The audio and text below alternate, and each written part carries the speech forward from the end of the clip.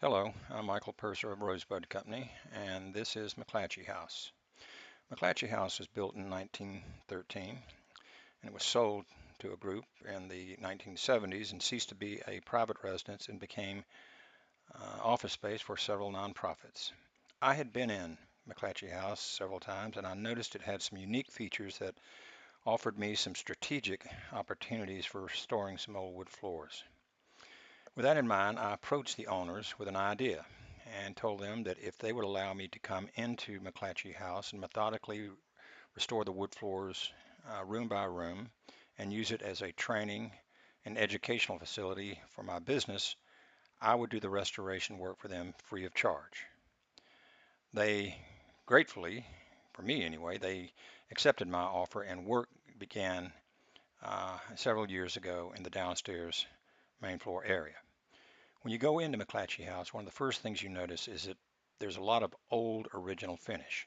When you see the center section of this photograph, that is the original finish put down in 1913, and I knew that because underneath that finish were the hand scrape marks from the original refinishing work done in 1913.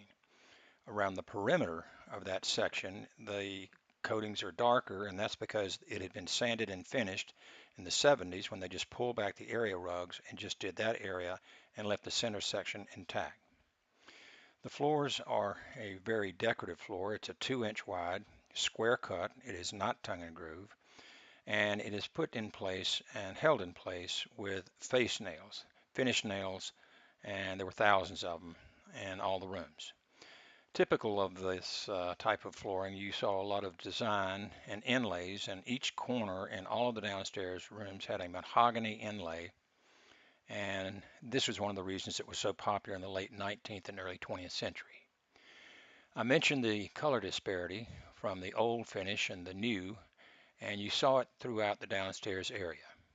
On the left, you have the original shellac coating, and on the right, you have what is probably a varnish, may even be an oil modified urethane. One of the things that happens when you see this combination, you often get a pattern, a different color look in the floor, and I'm always quick to point out that this may transfer through when the floors are restored. Here is some damage in the finish. It is indicative of acrylic coatings, maintenance products. They do not age well, and it's much darker and it looks very bad. The upstairs was some beautiful longleaf yellow pine, about 3 inches wide and very generous lengths. Going back to the first floor level, anytime I do restoration work, I always start off with testing and sampling to make sure that the coatings will remove the products. And on the right, you see the shellac. On the left, you see the newer finish. And when I did the testing and sampling, you can see that it took both of them off. And here are some samples in the living room. And you can start seeing the inlay. On the second floor, the chemicals I used did a good job of removing the original finish that was put on the pine floors in 1913. The ability to use McClatchey as a training facility is just a priceless experience. As you can see in the photograph, I've got a crew that I'm training. I've got my videographer standing to the left there with a camera, and he is recording the work and recording how it's going. This is a great opportunity to introduce people to the unique features of passive refinishing, where we remove all surface coatings with chemicals. It is a very safe and environmentally responsible process, and as you can see in this photograph, the executive director of the nonprofit that has her office there is sitting in the background doing her chores while the trainee is in front working to get the old coatings off. It's a very, very safe process, and we've done this many, many times on museums with the public in the close proximity. As we put the old coatings back into solution, we're starting to get them and collect them to get them off the floor so that we can begin the finish process. You can see the old finish here is a very muddy looking product, but once we get it off and we start the application of the finishes, you can start to see the very handsome features of the wood emerge. I like to use hardening oils on some of these projects. As you can see in the top half of the photo, that's where the hardening oil applied after the coatings were removed, and the bottom half shows you where the old finish was prior to the restoration. And here's a very good shot, close-up shot of how the passive refinishing does such a nice job of revealing the old floor.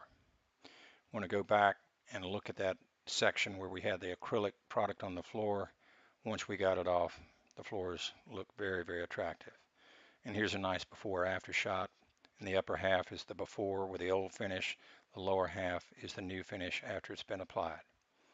And here we'll scan from the freshly finished section, going up and looking at the old finish prior to its removal. Once we got all the coatings off and applied the hardening oil, we got a very attractive floor. I mentioned to you earlier about the possibility of shadows or shades showing through, and we had that happen in the living room. That's the center section is where the old shellac was, and we saw a noticeable color difference once the floors were restored. And I always explain this to the owners and make sure they're prepared for it. And when you reverse the direction in the living room, you can see that the color variation is much less. By and large, homeowners and property owners are very, very satisfied with the look of the floors. You've got a very healthy finish down there, very easy to maintain and protect the wood. The other thing I like to do at McClatchey House is just do simple testing. In this next series of photographs, what I did was I put down what is known as a quick release tape. You see it all the time in the construction industry, and I put it down in a very low traffic area to see if when I removed it several weeks later, if any of the finish would come up. As you look at the back of the sample or back of the tape, you see the dark spots, and that is in fact the finish that pulled up. And do remember, I put it in a low traffic area where there was no pressure from people walking on it, no furniture placed on it. But as you can see, it did pull the tape up. So I said, let's see what happens when I try the same experiment on the hardening oils, except this time I chose a very high traffic area, one where it was constantly being walked on, and it was down for about 5 weeks. When I went back and pulled the tape up, as you can see, there was absolutely no trace of finish on the back side of the tape. This is important information. It helps me in my line of work and helps avoid problems. I also use the finish. I do comparisons of the finish. Here I'm comparing two different manufacturers of hardening oils. In the lower half of the photograph, you've got a more recent application of one manufacturer's hardening oil. And in the upper section of the photograph, you get to see a hardening oil that I put down about 1.5 years ago. This is always good information for me to have available. We're learning an awful lot at McClatchey House. I do want to point out that it is owned by the Fernbank Museum of Natural History in Atlanta, and I am deeply indebted to these fine folks for letting me go in there and do the restoration work the way I'm doing it. It provides us a phenomenal learning platform. I mean, we're working on finishes that are 100 years old. We're working on hand scraped floors. This is restoration in its purest form, and I am deeply indebted to the kind folks for allowing me to do this. I also want to point out that McClatchey House is not a showroom. I don't take clients over there. It is for learning purposes only. And so far, we've been able to refine passive refinishing, and this has helped us in a lot of our projects. And we will continue to work and learn more at McClatchey House in the future. Thank you for your time, and thank you for your visit.